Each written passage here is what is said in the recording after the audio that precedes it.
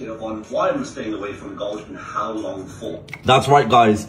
Look at this, and it's still going. Gold has hit $4,000 and it's still climbing. And I'm gonna tell you the 3 reasons why. And that's why I made the video, to tell my community to stay away from gold, because we predicted it's gonna keep on skyrocketing. This has wiped out probably 90% of short sellers, retail market traders that don't know what they're doing. The 3 reasons why gold is trading this high. Number 1, it's the first Fed rate cut of 2025. Number 2, it's the longest decline on the year on the dollar since 1973. And number 3, we've had a US government shutdown.